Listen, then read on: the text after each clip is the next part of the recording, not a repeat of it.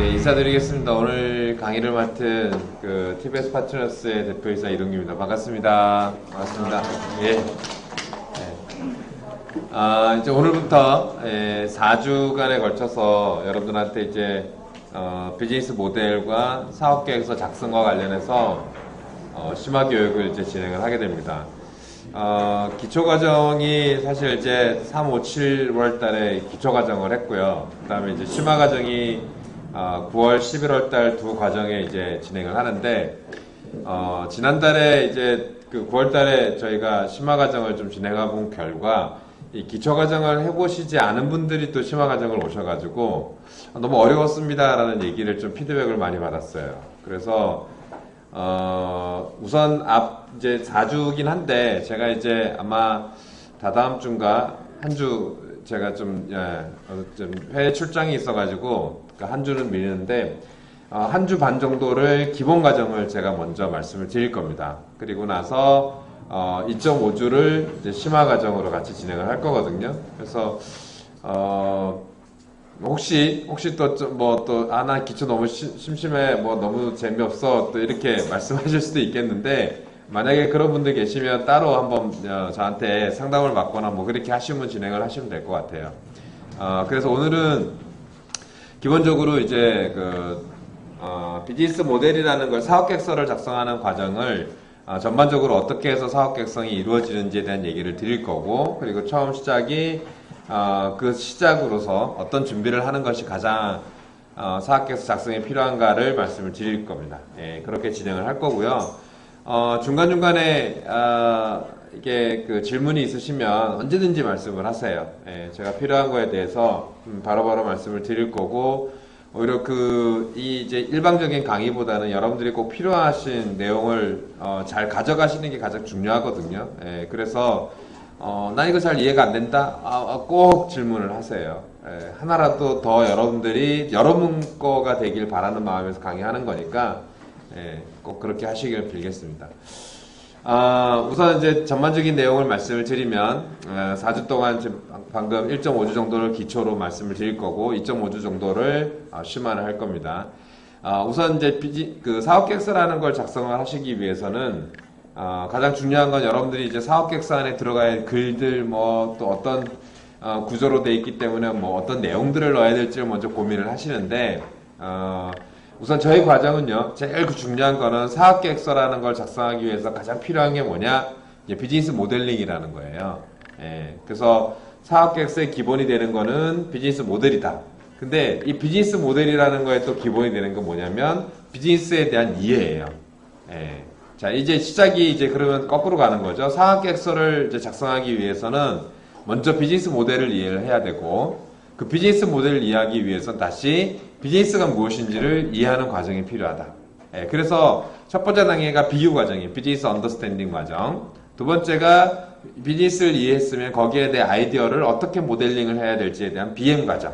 그리고 세 번째가 모델링을 어떻게 수행을 해서 우리가 원하는 목적, 목표를 달성할지 그런 걸 수행하기 위한 계획. 그게 비즈니스 플래닝, BP 과정이에요. 이렇게 세 가지가 이제 나눠지고 그 세 가지 과정 중에 비유와 BM 과정이 이제 오늘과 1.5주 정도가 BM 과정을 이제 하실 겁니다. 그게 이해가 되셔야지만 그다음부터 이제 사업계획서가 어떤 형태로 이루어지는지를 이해하실 수가 있을 거고, 그 작성 과정을 어떻게 잘 만들어야 사업계획서가 좀 더 실현 가능한지, 또는 물론 이제 여러분들이 사업계획서를 이제 외부에 보여주기 위해서 많이 작성할 거라고 생각을 하지만, 실제로는 사업계획서는 보여주기보다는 내 사업을 올바로 수행하기 위한 나의 어떤 계획표거든요. 그쵸? 예. 그래서 그 계획을 어떻게 해야 잘 준수할 수 있을지, 그리고 그런 거를 잘 실현시켰을 때 어떤 결과물을 얻을 수 있을지, 어떻게 피드백을 받을지에 대한 얘기가 사실 이제 심화 과정에 들어간다고 보시면 될 것 같습니다. 예. 조금 늦게 오신 분들도 계시니까 지금부터는 이제 그래서 비즈니스란 무엇인지를 이해하는 과정인데, 그 전에 먼저 이제 창업을 하셨으니까 또 준비를 하시고 계시고 이미 창업을 하신 분들도 계시고 또 뭐 여러 번의 실패, 한두 번의 실패를 통해서 또 다시 한번 재창업을 준비하고 계시는 분들, 하고 계시는 분들이 계실 겁니다. 그래서 창업 환경에 대해서 간단하게 이제 좀 이해해보는 시간으로 첫 시간을 좀 가볍게 넘어갈 수 있는 시간을 정했습니다. 창업은요 사실 어렵습니다. 사업한다는 거.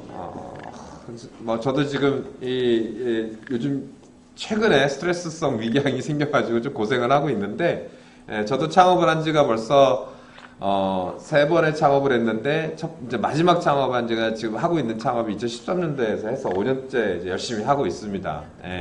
2번은 첫 번째는 완전히 패배를 했고요. 두 번째는 그냥 조금 뭐 발만 담그다가 또 실패를 했지만, 세 번째는 이제 좀 그런 대로 잘 굴러가고 있습니다. 현재까지는. 뭐 물론 우여곡절도 많았지만 참 어려워요. 매 순간마다 참 해야 될 것과 결정해야 될 것들도 많고요. 하루하루가 전쟁입니다. 실제로. 좋은 점도 있고.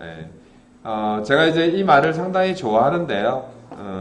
저희 회사를 간단하게 소개시켜 드리면, 저희 회사는 이제 저기 TBSP라는 회사입니다. 여기 테크놀로지 앤 비즈니스 솔루션 파트너스라는 회사인데, 사실 이 회사를 창업할 때는 회사 이름이 테크놀로지 앤 비즈니스 솔루션은 아니었어요. 제 회사 이름은 비즈니스 시뮬레이션 프로그램의 약자거든요. 그래서 이거는 뭐냐면, 제가 이제 전공이 IT 전공이었기 때문에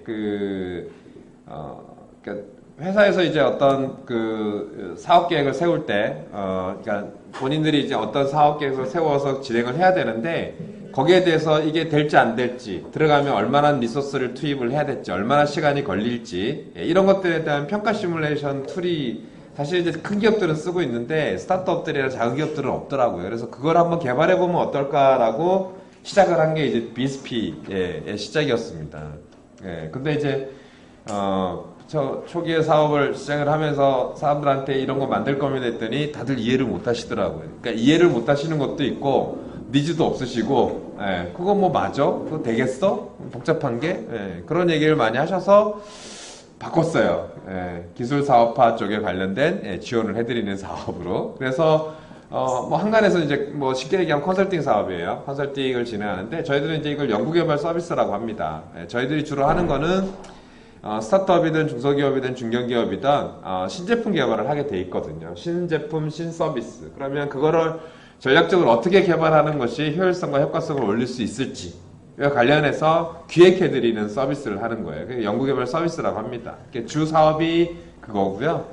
두 번째, 이제 그런 사업을 하면서 수익도 발생하다 보니까 좋은 기업들을 발견하게 됐어요. 이 기업은 이제 막 시작하는 기업인데 괜찮아요. 저도 스타트업이지만 저보다 더 똘똘한 기업이 있는 거예요. 그래서 괜히 욕심이 생겨요. 그 기업에 대해서. 야, 이거 나도 같이 한번 해보고 싶고 좀 같이 키우고 싶다라는 욕심이 생겨서 저희들이 이제 엑셀러레이터라는 사업을 진행을 합니다. 그래서 시드 투자지만 조그마한 투자를 이제 진행을 하고 있어요. 작게는 한 5천만 원 정도, 많게는 한 1억 정도를 지원을 하는데, 이게 투자죠. 그래서 좋은 기업을 발굴을 해서 저희들이 투자를 합니다. 근데 뭐 저희만 하는 건 아니고, 저희가 하다 보니까는 이런 생각을 가지신 분들이 너무 많으세요, 주위에. 저희랑 같이 하신 분들이 이제 부산에서는 변리사, 변호사, 세무사, 회계사 이런 분들이 기업을 발달하다 보니까 와, 이거 괜찮다. 이 대표님 정말 마인드 괜찮고 아이디어 괜찮아. 이거 한번 우리가 키워보면 어때? 라는 이제 얘기가 나와서 한 4년 전부터 이제 시작을 했었습니다. 그래서 한 3년 동안 투자를 했었고요. 몇 개 기업에 투자를 했었고, 한 2억 개 기업은 망했고요. 한 2억 개 기업은 지금도 ING 중이고요. 한 개 기업은 투자를 안 받고 도망가더니 지금 너무 잘 되고 계세요. 아무튼 그렇습니다. 뭐 후회는 없습니다. 아무튼 하는 일이 그러니까.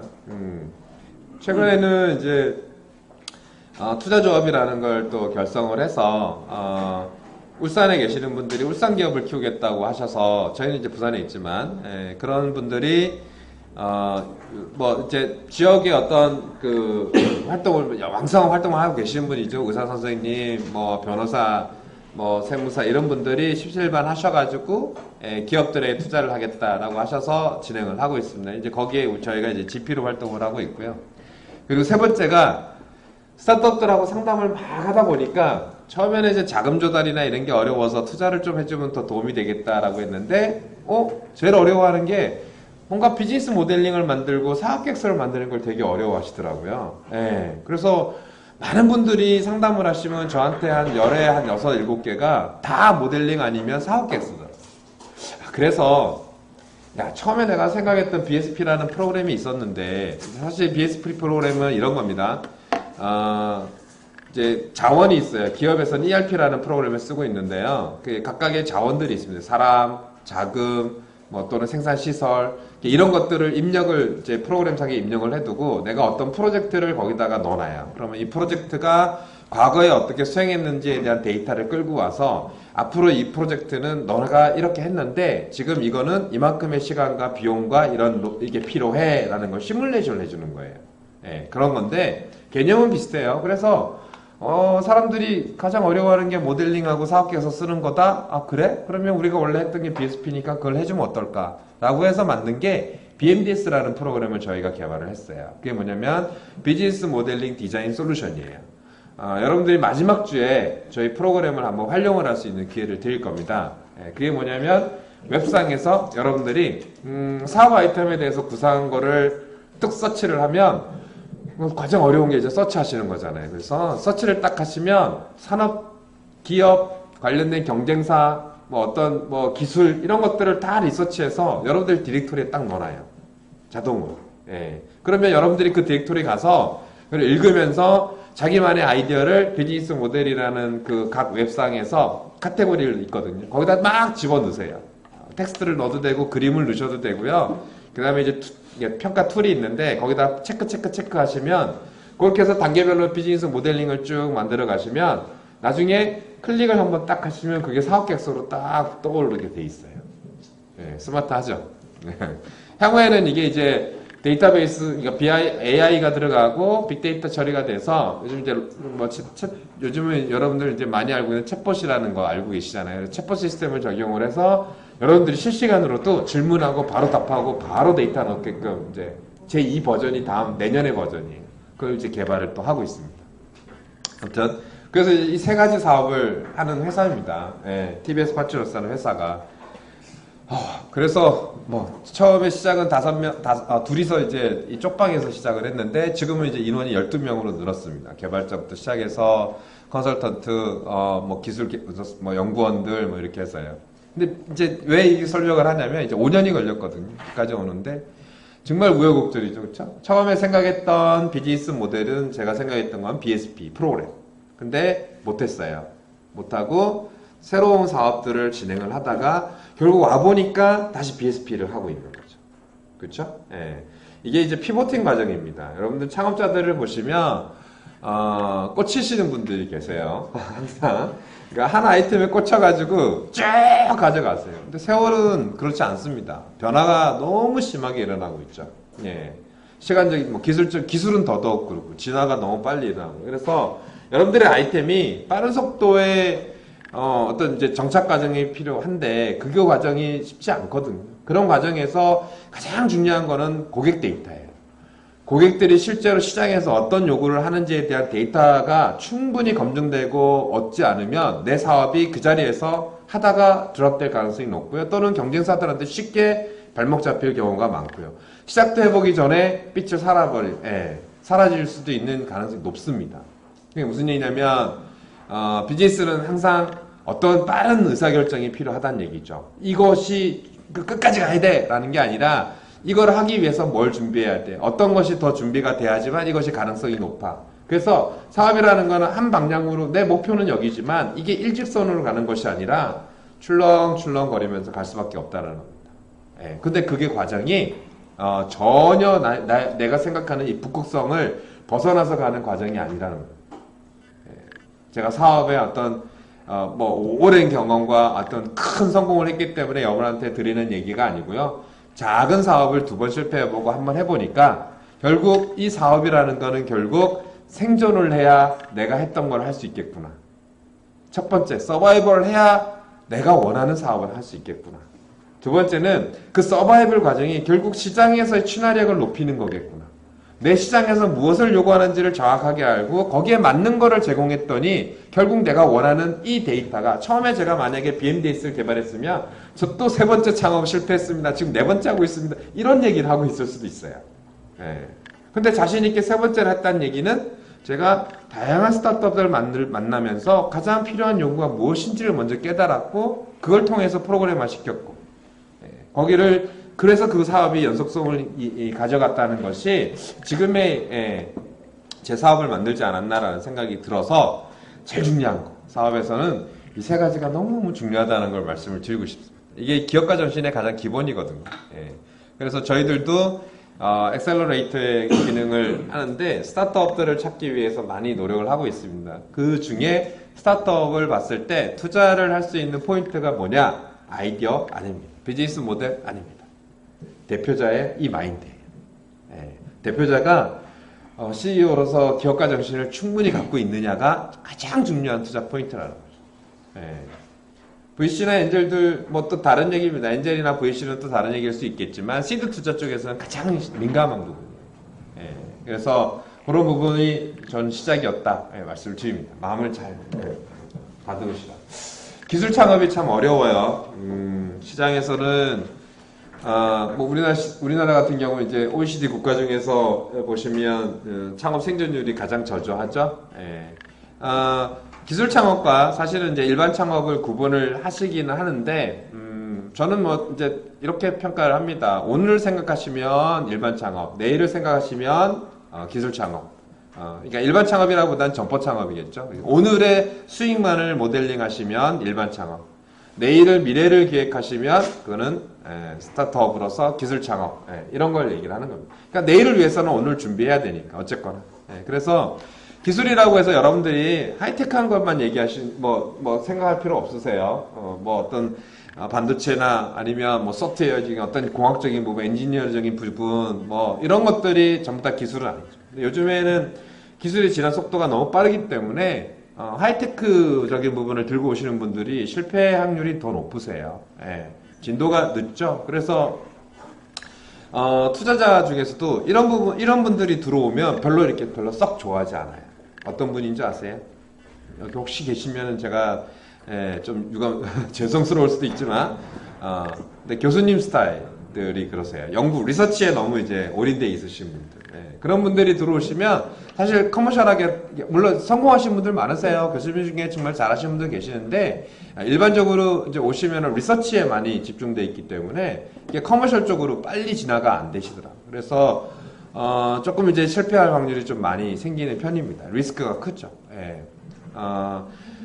이 창업 쪽에서 이제 생존율이 떨어지는 이유가 다양한 이유가 있습니다. 근데 여러분들이 생각하는 거는 일단은 제품을 만드는데 너무 어려워. 돈이 많이 들어. 그래 돈이 없어서 내가 이걸 못 만드는 것 같아 라고 보통 말을 많이 하세요. 근데 실제로는 시장을 조사를 해보면 그게 아니라는 거죠. 여러분들이 앞에서는 여기 보시면은 대부분의 이제 창업 외로우는 개인적으로 자금 부족이나 이런 게 사람이 부족해 라고 하시지만 실제로 조사해보면 시장을 잘 모르고 계시고 그리고 비즈니스 모델도 뭔가 수립이 안 돼 있어요. 그러니까 이따가 BM에 대해서 말씀드리겠지만 사업 모델이 없으세요. 그냥 제품과 서비스 우수해. 그러니 될 거야. 이렇게 계획하고 나오신다는 거죠. 그 다음에는 이제 그걸 사업화를 할 수 있도록 이제 지원하는 이제 자금이라는 영역이 자금 부족의 이유도 좀 이따 설명을 드리겠지만 그런 이유 때문에 좀 어렵다는 얘기입니다. 뭐 이런 얘기는 이제 많이 들어보셨죠. 캐즘 이론에 대해서 많이 들어보셨죠, 그렇죠? 많이 내가 지금 생각하고 있는 거 아이디어를 실제로 제품이나 서비스를 구현하는 데 첫 번째 어려움이 있고 두 번째는 뭐 만들었다고 쳐. 제품과 서비스를 만들었을 때 커머셜하게 이제 시장에 나가서 경쟁하는 데 관해서 어려움이 있습니다. 또 이제 이 그림을 많이 보여주는데 자. 처음에 제품과 서비스를 머릿속에 생각을 하셨어요, 아이디어를. 자, 구현을 할 겁니다. 어려운 게 뭐죠? 왜 어렵죠? 이제 만들어내는데, 제일 어려운 거. 여러분들이 제일 어려워하는 건 자금. 맞죠? 두 번째, 아까도 얘기했죠. 기술자.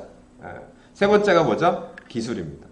보통, 물론 이제 자금이나 뭐, 사람에 대해서는 이해를 하시지만, 난 기술을 갖고 있기 때문에 할 수 있어 라고 생각하시는데, 왜 실패를 하시냐면 일반적으로 기술은요 패키징이 돼 있어요. 무슨 얘기냐, 한 기술만 가지고 무엇인가를 만들기는 쉽지 않다는 거죠. 제가 라디오를 많이 얘기를 드리는데 라디오를 한번 잘 떠올려보세요. 옛날 라디오를 한번 딱 그려보세요. 자, 여기에 보면 안테나가 있죠. 예, 그 다음에 스피커가 있죠. 그 다음에 주파수를 맞추는 게 있고요. 전원이 있죠. 예, 그쵸? 그 다음에 전기 뭐 이렇게 스위치 뭐 이렇게 하는 것도 있죠. 파워 스위치 뭐 이런 거. 자, 보세요. 나는 안테나 기술이 뛰어납니다. 아주 수신 감도가 뛰어난다. 아주 미약한 곳에서도 충분히 수신을 받을 수 있는 라디오 기술을 갖고 있어요. 근데 막상 만들다 보니까 방금 뭐가 필요했죠? 스피커에 대한 기술도 필요하고, 예, 안에 조절해야 되는 기술도 필요하고, 파워에 대한 기술도 필요하고, 더 놀라운 건 전혀 고려하지 않았던 디자인까지도. 요즘은 디자인도 기술이라고 하거든요. 디자인 테크놀로지라고 합니다. 디자인도 필요하고. 많이 부딪히죠. 예. 그래서 보통 사업을 하시는 분들이 이런 것 때문에 리커시브, 이터레이션이 좀 많이 일어나, 반복적인 거죠. 이걸 하고 나면 또 이렇게 하여튼 계속적인 반복, 이렇게 하다 보니까 지치고 힘들어서 시장에 내놓지 못하는 거예요. 예. 그게 첫 번째 어려움. 두 번째는 이제 만들었다고 치죠. 예. 우여곡절 끝에 만들었습니다. 시장에 내놓습니다. 시장에 누가 있어요? 고객만 있으면 참 좋죠. 예. 너무 감사하죠. 경쟁자가 있습니다. 자, 경쟁자가 딱 내 제품을 딱 보고 나서 어떻게 해요? 야, 축하해. 너도 만들었구나. 그래, 우리 한번 같이 열심히 잘 살자라고 얘기하나요? 그렇게 착한 사람이 있나요? 이 세상에? 있어도 좋겠지만. 예. 대부분은 이것 봐라. 어디서 듣보잡이 들어와서 어디 너 주고 한번 봐라. 예. 되게 공격적으로 하죠. 시장에다가 내가 내놓기 전에 이미 경쟁자들이 존재를 하기 때문에 쉽지가 않아요. 더군다나 소비자들도 마찬가지죠. 머릿속에 이미 브랜드화가 돼 있어요. 이거는 이 제품이야. 뭐지? 이건 독보잡인데. 에이, 말도 안 돼. 난 이거 쓸래. 에이. 머릿속에 소비자들도 이미 원하는 이미 경험된 제품들을 갖고 있기 때문에 신제품에 대해서 쉽게, 특히 소규모 제품, 스타트업들이 하거나 작은 기업들이 한 거에 대해서 마음을 내주지는 않아요. 예. 그러니까 시장이 어렵죠. 예. 자, 아까도 얘기했지만 두 가지. 첫 번째, 제품을 만드는 과정이 어려움. 두 번째, 제품을 상업화하는데, 시장에 내놓는데 어려움. 자, 스타트업들은 대부분 어디서 실패할까요? 스타트업들은 대부분 어디서 많이 실패를 할까요? 그렇습니다. 퍼센트로 따지면요, 2대 8이에요. 놀랍게도. 네. 근데 아까 얘기했잖아요. 사람들은 자금이 부족해서 못한다, 기술자가 부족해서 못한다, 앞단에서 다 실패한다고 생각하는데, 실제로 해보면 뒷단에서 거의 실패를 하더라는 겁니다. 제가 여태까지 스타트업만 저희가 이제 얼마 전에 DB를 조사를 하다 한 1300개 기업의 스타트업을 저희가 상담을 했고 자문도 하고 있고 막 했었습니다. 쭉 분석을 해보니까 1300개의 기업이 다 사업자를 등록을 하셨고요. 제품과 서비스를 다 만드셨어요. 한 분도 안 만드신 분들이 없으세요. 놀랍죠? 1300개 기업이 다 만들었다는 얘기예요. 네, 저도 놀랐어요. 그 중에 한 뭐 10개나 뭐 그래도 뭐 한두 개나 안 하지 않았을까란데, 물론 자기가 처음에 생각했던 사업 아이템을 만들지 않으신 분은 계세요. 조금 피보팅이 됐죠. 하지만 본인이 사업하기 위해서 제품과 서비스는 최종물은 만드셨어요. 네. 자, 1300개 기업을 저희가 분석을 해봤는데, 물론 이제 한 7년 되신 기업도 계시고, 뭐 이제 한 6개월 정도 되신 기업도 계신데, 매출을 발생하신 기업이 10%가 안 되세요. 저희가 같이 상담했던 기업. 물론 이제 매출 기준을 저는 이제 월 매출, 고정 매출 얘기합니다. 그러니까 1년 동안 한번 단발성 매출이 발생해서 끝나는 게 아니고 또 제품과 서비스와 관계없는 매출을 발생시킨 분이 아니라 본인이 생각했던 사업 아이템으로 매출을 일정하게 발생시키는 기업이 10%밖에 안 됐어요. 제가 이제 이거는 되게 극단적이죠, 그렇죠? 네, 저희는 극단적입니다. 근데 실제로도 그래요. 실제로 스타트업이 시장에 들어와서 런칭을 해서 제품을 만드는 데까지 성공하는데 여기서 매출을 발생시키는 경우가 30%가 안 된다는 거예요. 진짜 너무 어렵다. 예. 그러니까 우리는 제품을 만드는 데, 스타트업들은 제품을 만드는 데 너무 오리엔티드 돼 있어요. 대부분이 저한테 오시는 분들이 대부분이 만드는 데 익숙해져 있으세요. 예. 어떻게 팔지를 생각 안 하세요. 또 하나, 고객이 뭘 요구하는지를 말씀을 잘 안 하세요. 예. 그냥 내가 보니까 이게 문제예요. 이게 필요한 것 같아요. 라고 설명하고 오시지, 예. 제가 시장에서, 내 고객사가 이걸 요구하더라고요. 예. 이렇게만 만들어주면 될 것 같아요 라고 얘기하시는 분이 열에 하나도 안 돼요. 그래서 어려워요. 시장이 어려우면 이걸 캐즘이라고 하는데, 그래서 이게 뭐냐면 이거는 이제 죽음의 계곡이라는 얘기고, 여기는 다이네바다입니다. 죽음의 계곡은 많이 들어보셨을 거예요. 캘리포니아하고 네바다주 사이에 미국에 있는 건데 1800년도 말에 골드러시가 있었잖아요. 동부에서 서부 쪽으로 이제 금캐로. 예. 그때 이제 이 데스밸리 여기를 지나가야 돼, 사막을. 예. 근데 이제 마차 타고 외건 타고 가잖아요. 서부 영화에 나오는 거예요. 한 60%, 70%가 거기를 지나가질 못하고 예, 죽거나 돌아와요. 이 거리가 반경이 한 250km 정도 되거든요. 어마어마하죠? 예. 그래서 죽음의 계곡. 두 번째는 다이네바다예요. 다이네바다는 호주에 있는 건데 호주 연안에 거기 보시면 북서부에 있는데 앞에 주로 한 3m짜리 해파리, 독성이 강한 해파리, 그 해안에는 악어떼 이런 것들이 살아서 이종생물이 들어온 걸 원천적으로 방해를 하는 곳이에요. 예. 그러니까 아예 생존을 못해요, 이종생물들이. 예. 그래서 다이네바다라고 합니다. 이걸 이제 비즈니스적으로 이렇게 얘기를 하는 겁니다. 예. 어렵다. 실제로 조사를 해봤어요. CB인사이트라는 회사가 미국에 있는 회사인데 빅데이터 회사이기도 하고 뭐 투자 회사이기도 하고 또 여러 가지 이제 자문 회사이기도 하는 회사가 실리콘밸리에서 실제 미국에서 야 이건 참 좋은 아이템이야. 이거 이제 투자를 받은 회사죠. 야 이거는 성공할 거야. 이거는 정말 뭐 우버나 에어비앤비처럼 충분히 이거는 클 수 있는 기업일 거야. 유니콘 같은 기업이 될 수 있어. 뭐라고 했던 기업들이 망하더란 얘기예요. 그래서 그 망한 기업 101가지를 추적 분석을 했습니다. 왜 망했지? 이렇게 좋은 아이템. 이건 정말 먹힐 거라고 생각했는데 왜 사라졌을까?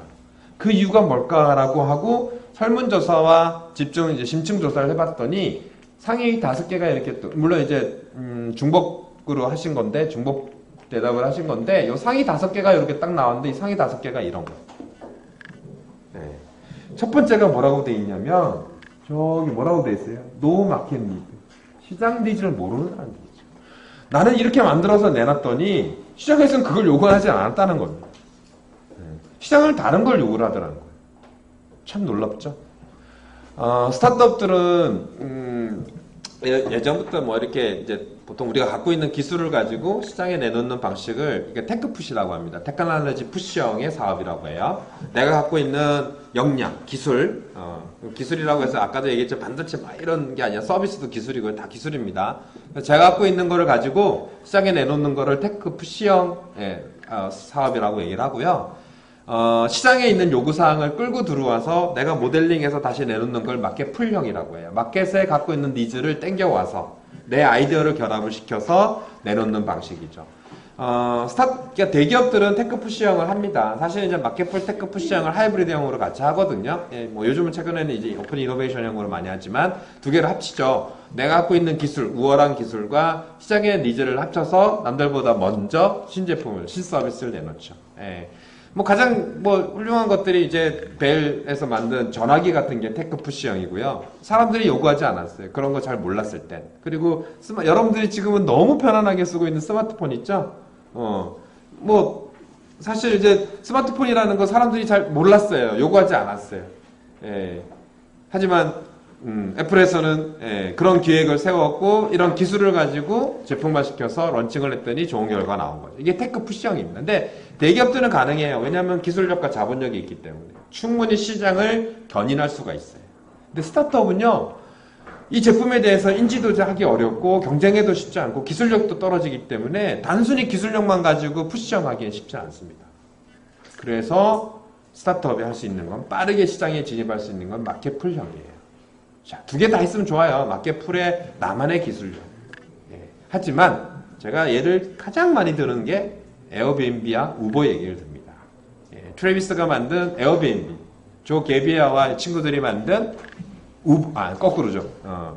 조 게비아가 만든 에어비앤비, 트래비스가 만든 우버를 보면 잘 보세요. 우버가 어떻게 나온지 아세요? 트래비스가 런던에 출장을 갔습니다. 출장을 이제 갔어요. 비즈니스맨이었어요. 출장을 갔는데 미팅을 딱 하러 어떤 사무실에 들어갔는데 미팅을 끝나고 영국 날씨가 어떻죠? 우중충하고 항상 비가 내렸다 말았다 비가 내렸다 말았다 하는 날씨잖아요. 그날도 마찬가지로 미팅이 끝나고 나왔는데 비가 내리는 거예요. 택시를 잡아요. 앞에 택시가 없어. 뭐야. 그래서 한참을 비 맞고 한참을 기다려서 20분 동안 이 택시가 없는 거예요. 그래서 택시가 있는 곳으로 걸어갑니다. 또박또박 해서 한 2, 30분을 걸어갔더니 놀랍게도 빈 택시가 줄을 서 있는 거예요. 너무 화가 난 거죠. 그렇죠? 왜 내가 필요한 곳엔 차가 없고 왜 필요 없는 곳엔 차가 있지? 야, 그러면 내가 필요한 곳에서 내 차를 부르면 되지 않아? 내가 가던 목적지에 사람들이 가는 목적지를 같이 빈 차가 지나가는데 택시가 아니라 빈 차가 지나가는데 그 빈 차가 내가 목적지에 같은 방향이라면 같이 공유하면 어때? 생각하시고 자, 이 얘기가 과연 트래비스가 처음으로 생각했을까요? 우리나라도 요즘 카카오티 때문에 말이 많죠, 그렇죠? 이슈화가 되고 있는데 저는 이제 또 독일 출장이나 미국 출장 가면은 항상 우버를 써요, 실제로. 우버가 되게 편해요. 너무 편하고 안전하고 싸고. 렌트보다도 싸거든요. 렌트는 하루 다 빌려야 되지만 우버는 딱 가격만 내면 되니까 뭐 어차피 이동 거리가 많지 않으면. 에어비앤비 한번 들어볼까요? 개비하고 친구들이 못 살고 있었을 때 샌프란시스코에서 하숙집을 들어가서 전전긍긍하고 일도 못 되고 취직도 안 되고 막 어렵게 살고 있었습니다. 하숙집에 월세가 밀렸어요. 주인 할머니가 야, 너 월세 안 내면 너 쫓아낸다. 그랬더니 야, 이거 방법을 이제 생각을 한 겁니다. 어떻게 하면 이 월세를 낼까? 야, 우리가 월세를 어차피 못 낼 거면 딴 사람한테 월세 내게 하자. 그래? 그거 좋은 방법인데? 그래. 그러면 거기에 있는 사람을 우리 방에서 재우자. 이게 시작이에요. 아주 단순한 아이디어예요. 그렇죠? 자, 에어비앤비의 에어비와 앤드 비예요. 에어비앤비가 에어 비 앤드 비. 에어 베드 앤드 브렉퍼스트예요. 그러니까 에어베드 2개 더 사고요. 블랙퍼스트 아침을 주자. 근데 그때 마침 어떤 일이 뭐냐면 샌프란시스코가 참 좋은 도시입니다. 아름다운 도시예요. 뭐 잘 아시는 곰문교 골드 브릿지, 그 다음에 베이 브릿지, 그 다음에 알카트라츠 감옥, 알카트라츠가 있고 중간에 섬이 너무너무 이쁜 도시거든요. 마을도 참 잘 만들었어요. 그리고 마을 그 다운타운 안에 트림이라고 이제 그 조그만 영화 같은 데 보시면 항상 나오죠. 그렇죠? 트림. 기차 같은 거. 한 칸짜리 기차 이렇게 돌아다니고 정말 낭만적인 도시인데 여기서 그래서 어떤 세미나나 어떤 뭐 이런 것들이 많이 열려요. 학회 이런 거. 그날따라 또 학회가 열렸어요. 근데 이제 그 학회가 열리면 이제 호텔에 있는 게 다 매진이 되거든요. 그러니까 여러 학회가 동시에 열다 보니까 매진이 된 거예요. 그래서 해외에서 오신 분들이 잘 데가 없는 거야. 잘 모르잖아요. 우리는 뭐 어디 놀러 가면 호텔만 있나요? 민박도 찾고, 그쵸? 막 여러 개를 찾는데 잘 모르죠. 딴 나라 가면. 그래서 딴 나라 사람들이 잘 모르니까 야, 쉽고 싸게 호텔보다 싸면서도 미국의 정서를 느낄 수 있도록 미국의 아침을 만들어주자. 이게 아이디어예요. 그게 에어비앤비 시작입니다. 물론 우여곡절이 많죠. 몇 년 걸렸습니다. 두 업체가 이제 이런 식으로 시작을 스타트를 했어요. 자, 여기 안에 잘 들어보세요. 시장이 있나요? 첫 번째 기술이 있나요? 두 번째 이와 유사한 사업들이 과거에는 없었나요? 그 당시에는 없었을까요? 이게 두 가지 질문이에요. 제가 항상 질문하는 게 그겁니다. 스타트업으로서 첫 번째 질문, 과연 기술이 있나요? 두 번째, 과거에 또는 그 시대에 이와 유사한 모델이 없었을까요? 그것부터 시작입니다. 스타트업의 시작은요, 그걸 잘 생각해 보시면 돼요. 자, 에어비앤비는요, 조선시대에도 있었어요, 우리나라에. 뭐, 여러분들, 저 어렸을 때만 해도 민박집, 놀러 가면 민박집 너무 많았어요. 그쵸? 모델이랑 뭐가 다르죠? 우버요? 글쎄요, 저희 어렸을 때 아버지가 이제 아버님 공장이 뭐 부산에서는 저 장류에 계셨는데 부산에서 장류로 들어가다 보면 옛날에 시골길이었거든요. 그래서 봉고차를 들고 가다 마을 사람들이 이렇게 손을 들어요. 군인들도 있고. 그래서 항상 태워서 그 마을로 들어가고 왔다 갔다 하셨어요. 그때는 물론 마을 사람들이 뭐 메주도 하나 주고 파도 하나 주고 이제 그런 물물 교환이 있었죠. 제가 봐도 이런 거는 수십 년 된 것 같아요. 모델이 있었을 것 같아요. 우리 아버님이 그걸 하셨으니까 그때 제가 이거 사업을 아이템 했었어요. 그쵸? 자, 여러분들이 항상 고민해야 될 게 그런 겁니다. 과연 얘네들이 성공할 수 있는 이유가 무엇이었을까? 왜 다른 기업들과 똑같이 다른 것도 있었는데 그 유사한 모델이 있었는데 과거부터 지금까지도 계속 있었고 현재도 계속 새로운 것들이 유사한 것들이 나오는데 왜 얘네들이 성공할 수 있었는지 그 첫 번째 대답이 이 대답입니다. 마켓풀이 명확한 거죠. 예. 시장의 니즈를 잘 반영한 서비스 정책입니다. 예. 그리고 거기에 필요한 기술력을 개발한 거고요. 나중에 자세하게 설명을 드리겠습니다. 자, 두 번째는요. 팀워크예요. 팀워크. 비즈니스에서 팀워크는 정말 중요합니다. 여러분들이 만약에 투자를 더 생각하고 계시다 그러면 이거는 100% 중요한 얘기예요. 팀워크라는 게. 예. 예를 들어서 보세요. 우리는 CEO 리스크를 되게 무서워합니다. 예, 보세요. CEO가 정말 똑똑해요. 정말 이 회사에 없어서는 안 될 인물이에요. 그래서 회사가 잘 돼요. 그러면 투자를 해야 되죠. 그쵸? 근데 CEO가 갑자기 쓰러지셨어요. 그럼 회사가 어떻게 될까요? 망합니다. 망합니다. CEO가 너무 똑똑하니까. CEO만 끌고 가니까. 예. 그래서 팀워크라는 게 필요한 겁니다. 예. 각각의 역할 분담, CEO의 능력이 탁월한 거 좋습니다. 다만 이 기업은 CEO만으로서 움직이는 기업은 아니라는 거죠. 그래서 회사에서는 마케팅 담당, 재무 담당, 기술 담당, 영업 담당, 생산 담당 여러 사람들이 어울려져야지만 좋은 기업을 이룰 수 있는 겁니다. 그래서 여러분들도 사업을 하신다 그러면 반드시 파트너십이 존재를 해야 되죠. 그 파트너십이 꼭 이너 파트너십은 아니에요. 내부에서만 꼭 공유를 해야 된다? 아니죠. 외부에 있을 수도 있어요. 그렇죠? 기술 담당은 내가 아는 교수님. 네. 마케팅 담당은 내가 아는 대리점과의 에이전시, 판매 계약. 충분히 가능하세요. 하지만 코어 영역 안에서는 내부적으로는 반드시 팀워크를 이루셔야 돼요. 내 핵심에서. 네. 대부분이 이것 때문에 많이 힘들어 하시죠. 자금 부족, 경쟁부터 말씀을 드릴게요. 경쟁에서 밀리는 건 이런 겁니다. 어저께도 제가 여기서 이제 강의를 했지만, 독일을 갔다 왔어요. 9월 달에 이제 제가 독일을 갔다 왔는데, IFA를 참가를 했습니다. IFA라고, 이제 라스베가스 하는 세스하고 마찬가지로 이제 세계 최대 유럽 가전 박람회예요. 독일의 베를린에서 하는 건데, 베를린이 요즘은 이제 그 스타트업들한테 아주 메카예요. 핫해요. 유럽에서는. 프랑스, 베를린, 인도, 중국. 여기가 지금 스타트업들한테는 어마어마한 기회의 땅이거든요. 실리콘밸리가 조금 무너지고 있어요. 그러니까 어쨌거나 이제 스타트업들 때문에 이제 베를린을 갔는데 간 김에 이제 IFA를 봤습니다. 가면 저도 한 2년에 한 번씩 꼭 가거든요. 1년에 한 번씩 열리긴 하는데 2년에 한 번씩 가는데 재작년에 갔을 때랑 이제 올해 갔을 때랑 너무 차이를 느낀 게 뭐냐? 보통 이제 가면은 맨 큰 부스 같은 경우가 삼성, LG, 소니 큰 기업들이 차지를 하죠. 보통 전시회 가면 우리나라도 백스코나 아니면 코엑스나 이런 데 가보시면 큰 부스는 다 큰 기업들이 하고 있습니다. 앞에. 그렇죠? 근데 이제 뒤쪽이나 건물 저 구석에 한 2층, 3층 올라가면 이제 거기는 이제 넥스트 제너레이션, 이노베이션 그런 이제 혁신관이라 그래서 스타트업들만 모아놓은 관이 있어요.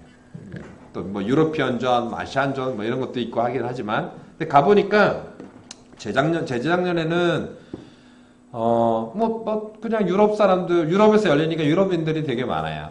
유럽 애들이 특히 이제 소프트웨어가 강한 핀란드 이런 애들이 좀 많았고 놀랍게도 이제 제조는 스웨덴, 독일 이런 애들이 좀 많았고 근데 그런 식으로 골고루 이제 분포가 돼 있었는데 아시아계도 없지는 않았지만 이걸 또 막 지배적으로 아시아들이 많았다라는 건 못 느꼈어요. 근데 올해는요, 제가 너무 깜짝 놀란 건 딱 가서 봤는데 다 검은 머리예요. 거의 대부분이 검은 머리예요. 근데 더 놀라운 건 뭔지 아세요? 제가 그래서 우리 이제 같이 가는 우리 직원한테 책자 이 관에 주소를 찾아서 어떤 나라가 제일 많이 참여했는지 한번 봐봐. 분석을 해봤어요. 놀라운 건 70%가 중국이에요. 중국 스타트업들이 거기에 70%를 장악하고 있어요. 소름이 쫙 끼치더라고요. 두 번째, 중소기업간이 있어요. 중소기업간은 주로 이제 매출이 작잖아요. 작게는 1,000억, 많게는 조 단위 중소기업이에요. 대기업, 삼성 이런 거 말고 중소기업간으로 들어갔더니 거기는 그냥 중국간이에요. 중국간. 여러분들이 잘 아는 하이얼.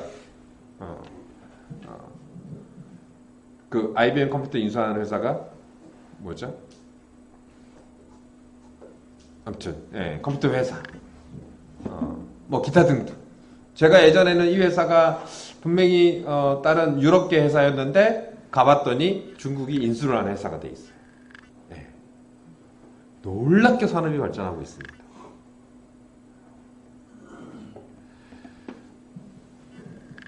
우리 스타트업들, 제가 이제 거기에 이제 스타트업들 중에 저희가 이제 관심을 갖고 이제 투자를 생각하고 있는 기업의 모델이 있었거든요. 3D 프린팅에 비철 금속을 3D 프린팅하는 기술인데, 제가 거기 가서 IFA 가서 봤어요. 중국 기업 똑같은 거.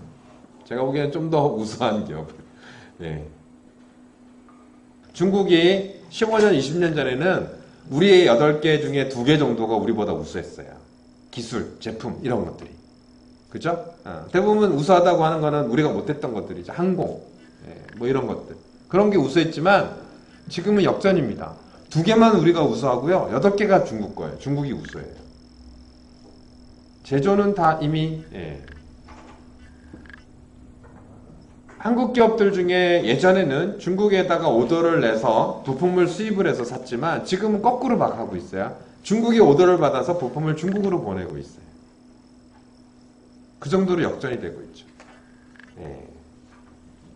뭐 여러 가지 이유가 있을 겁니다. 정치적인 이유, 경제적인 이유, 여러 가지가 이유가 있겠지만, 문화적인 차이도 있겠지만, 제가 느끼는 거는, 이 우리나라의 스타트업들이 좀 고민을 해봐야 될 부분들이, 아직 이제 체계적으로 좀 만들어지지 않은 것 같아요. 정부 정책도 그렇지만, 여러분들이 이런 스타트업으로서 시작을 하기 위해서 기본적인 어떤 마인드 교육, 자질 교육, 이런 교육들이 좀 뭔가 이루어지지 않았던 것들도 있고요. 두 번째는 항상 이게 보는 시각이 글로벌하게 보지를 않았다라는 거죠. 항상 우리가 밖으로 보지 못하고 계속 요 안에서만 자꾸 이렇게 경쟁 의식을 갖고 싸워왔다는 게 좀 안타깝다는 그런 부분들이 좀 이제 경쟁에서 많이 밀리고 있는, 이 경쟁에서 밀리는 게 바로 그런 부분을 설명을 하고 있는 겁니다. 다른 나라와, 그러니까 로컬 안에서만 시장을 찾아가지고 경쟁을 찾아서 비교 분석을 할 게 아니라 세계적으로 어떻게 되고 있는지를 같이 찾아보면 내가 뭘 준비해야 될지도 빨리 볼 수 있다라는 거죠. 실제로 그렇습니다. 경쟁에서 많이 밀리고 있습니다.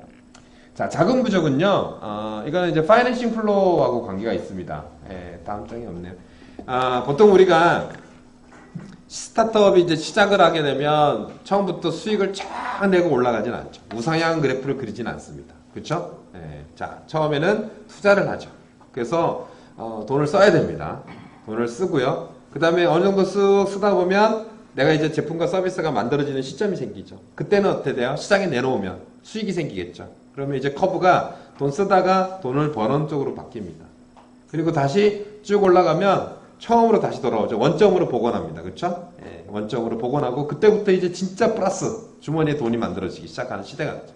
쭉 올라가면 영원히 가지 않죠. 또 경쟁사들이 생기고 시장의 흐름이 바뀌니까 쇠퇴를 하게 될 겁니다. 보통 이제 라이프 사이클이라고 하거든요. 스타트업의 파이낸싱 라이프 사이클, 프로덕트 라이프 사이클, 테크놀로지 라이프 사이클, 이렇게 많이들 얘기를 합니다. 자, 자금 부족은요, 대부분 이렇습니다. 보통 우리가 돈이 많아서 스타트업을 하진 않거든요. 대부분은 자금은 내 자금과 외부 자금을 쓰지 않을 수가 없어요. 내 자금만 투입했더니 수익이 막 생겨요. 그래서 수익이 막 생겨서 더 이상 대출이나 융자나 투자나 받을 필요가 없을 수도 있어요. 그런 기업들도 충분히 있습니다. 하지만 대부분의 기업들은 시드가 부족하기 때문에 충분한 자금 흐름을 위해서는 외부 자금을 도입할 수밖에 없죠. 자, 외부 자금이 들어올 때는 방금 이 데이터를 잘 보세요. 그래프가 이렇게 내려갔다가 이렇게 올라갑니다. 그러면 몇 가지 포인트가 있어요. 자, 내려올 때 변하는 포인트, 올라갈 때 변하는 포인트, 브레이크 이븐 포인트를 지나는 포인트, 플러스가 돼서 올라가는 스케일업 포인트. 각 포인트가 있거든요. 그 포인트마다 자금 조달이 꼭 필요할 때예요. 실제로. 근데 그때 포인트가 이루어지지 않으면 외부로부터의 자금 조달은 끊깁니다. 자, 다시 아이템을 가지고 시작을 할 겁니다. 내 아이템이 이런 사업을 할 겁니다. 우리나라는 사실은 아이템 가지고 투자받지는 못해요. 예전에는 정부에서도 예비 창업자라 그래서 창업을 하기 전에 좋은 아이템을 갖고 있으면 이렇게 이제 지원 사업도 했지만 요즘은 예비 창업자에 대한 지원이 많이 떨어지고 있죠, 그렇죠? 일단 시행한 사람들에 대해서 좀 지원을 합니다. 자, 그래서 스타트 머릿속에서 아이템을 가지고 시작 구현을 합니다. 진행을 하고 있죠. 진행하는 과정에서 어느 순간이 돼야지만 정부가 그래 이거 아이템 괜찮네, 또는 투자자는 이거 좋다 라고 투자하는 시점이 있어요. 요 시점이 어느 시점이냐면 여러분들이 생각했던 아이디어가 눈으로 보여주는 시점. 그게 파일럿이 나온 시점. 뭐 딴 데서는 이제 MVP라는 단어도 쓰죠. 많이 들어보셨죠? 미니멀 바이어블 프로덕트 또는 서비스. 그러니까 최소 기능을 가진 여러분들이 핵심으로 생각하는 코어 경쟁력을 가진 제품과 서비스를 눈에 보이게끔 딱 만드는 그 시점이 첫 번째 투자 포인트예요. 정부가 됐던 민간인이 됐던 그때 투자가 들어와요. 두 번째, 만들었어요. 만들고 나면 시장에 내놓죠. 내놓으면 어떻게 돼요? 레코드가 생기죠. 세일즈 레코드가 생기죠. 싹 바뀌면 판매가 됐다는 얘기죠. 그럼 판매가 되면 가능성이 있다라고 보고 정부도 마찬가지, 민간도 마찬가지. 두 번째 포인트, 투자가 들어옵니다. 세 번째, 잘 팔았어요. 그래서 그 다음부터 플러스가 생겨요. 와, 이건 대박. 이제 돈 버는 거잖아요. 스케일을 하면, 그러니까 키우기만 하면 돈이 저절로 생기는 시점. 요 시점이 생기는 거죠. 네, 요 포인트. 그리고 쭉 성장해요. 야, 얘 봐라. 끊임없이 성장하네. 지속적인 성장에 대한 포인트. 투자 포인트. 예. 그 다음에 성숙하는 단계에서 넘어갈 때 그냥 내려가면 끝나니까 여기서 새로운 제품과 서비스를 다시 런칭을 했을 때에 대한 포인트. 이 단계가 바로 정부가 됐던 민간이 됐던 투자가 들어오는 시점입니다. 예. 자, 자금 조달에서 밀리는 거는 자금 조달이 부족한 건 바로 이 포인트들을 못 만들어내시는 거예요. 즉, 좋은 아이디어를 만들었는데 파일럿을 못 만들고 계속 이틀 계속 돌면서 못 만들고 계시면 안 들어오죠. 두 번째, 제품을 만들었는데 못 팔았어요. 그러니까 플러스로 안 변하고 세일즈 레코드가 없으니까 이러고 하는 거예요. 그러면 또 못 들어와요. 자, 만들었어요. 팔았어요. 근데 여전히 적자예요. 안 들어와요. 플러스가 되는 시점이 돼야 되는 거죠. 네 번째, 플러스가 됐는데 되고 나서부터 그냥 유지하세요. 안 되죠. 내가 투자를 해서 올라가야 됩니다. 그러니까 성적이 어느 정도 매출 실적이 또는 수익 실적이 몇 퍼센트 꾸준하게 성장하고 있느냐. 이 시점이 만들어지지 않으면 투자가 안 들어온다. 이해되셨죠? 자금 부족이 부족하다? 내 그래프가 제대로 못 가고 있는 거예요. 그래서 정부 지원을 받거나 아니면 민간 투자를 받거나 여러 가지 자금을 어떻게든 외부 자금을 조달을 하기 위해서는 여러분들이 진행하는 속도가 중요한 건 아니겠지만 물론 이제 다음에는 속도도 중요합니다만 속도와 그 다음에 실행 과정들이 하나하나 이루어지는 그 포인트를 잘 만들어 가셔야 됩니다. 예. 그게 자금 부족을 줄이는 방법입니다. 근데 대부분 못했어요. 자, 아까 실패했죠. 미국에서 실패한 이유는 시장 니즈가 없다 보니까 매출이 안 생겨요. 그래서 그 다음에 후속 투자가 안 들어오는 이유입니다. 예. 그리고 수익 구조인데요. 이 수익 구조는 되게 어려워요. 그래서 조금 쉬었다 하겠습니다. 10분 정도 쉬었다 하겠습니다.